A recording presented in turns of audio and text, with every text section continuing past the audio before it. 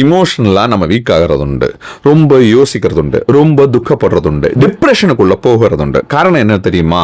சில நேரங்களில் சில நபர்கள் இல்லைன்னா ஒரு கூட்டமே நமக்கு சில வார்த்தைகள் சொல்லி நம்மளை அப்ரிஷியேட் பண்ணி கை தட்டுவாங்க. நீ நல்லவப்பா, நீ ரொம்ப அழகா இருக்கப்பா, உன்னால எல்லாம் முடியுமாப்பா, உன்னால மட்டும்தான் முடியுமாப்பான்னு எல்லாரும் பாசிட்டிவா சொல்லும்போது ரொம்ப இமோஷனலி ஹாப்பி ஆகும்.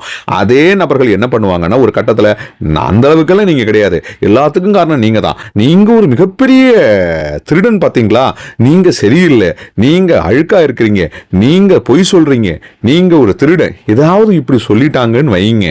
அப்போ சொன்ன நபர்களுடைய வார்த்தைகள்ல வித்தியாசம் இருந்தாலே நம்ம அந்த வார்த்தைகளில் விழுந்து இமோஷனலி நம்ம என்ன பண்றோம், டிராப் ஆயிடுறோம்.